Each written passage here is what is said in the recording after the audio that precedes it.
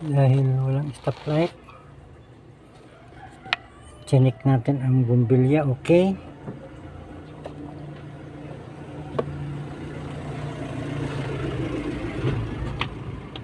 check naman natin ang mga fuse dahil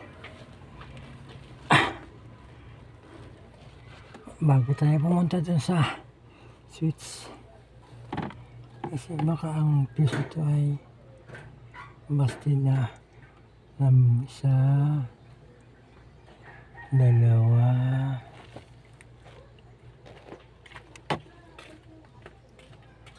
tatlo, apat, lima, apat na fuse na.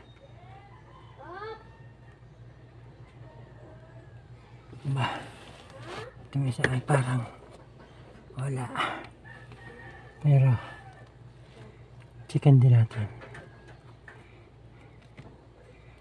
Hindi siya makuha sa test light, pero sa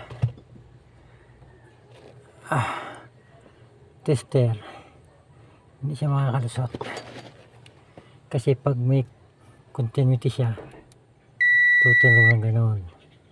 Sa kabila, ayan, meron. Ibig sabihin hindi ito busted. Yung kanyang likod lang ang may problema. Yung kanyang sakit sa likod, hindi makatagos. Pero pag tinister natin, buo naman. Okay, hanap tayo sa iba. Naka-fuse lang para di tayo mahirapan magtanggal ng stoplight switch, kasi yung switch niyan ay mahirap tanggalin. Okay,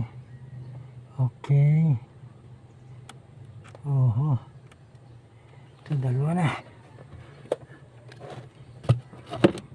wala doon sa loob.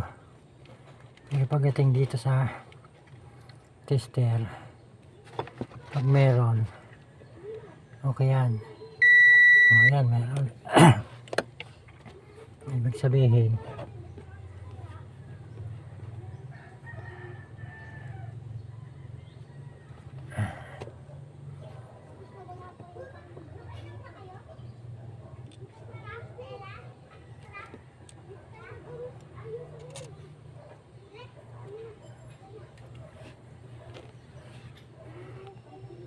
meron yan.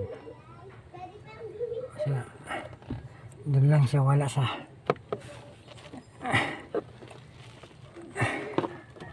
ibabaw ng fuse, pero dun sa ilalim meron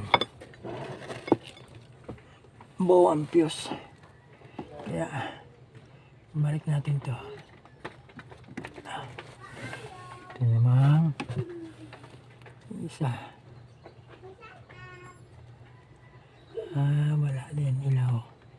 Ito meron.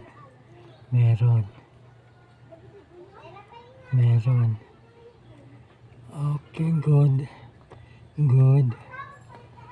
Yung isa, tanggalin natin na tester rin.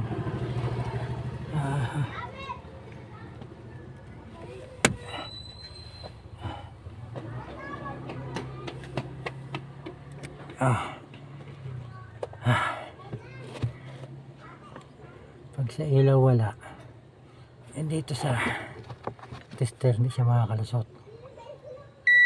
Ayan, meron. Sa kanyang tumutunog, may ibig sabihin niya may resistance, may continuity.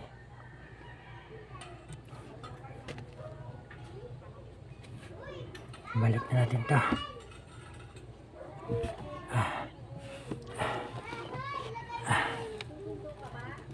Anong oras na?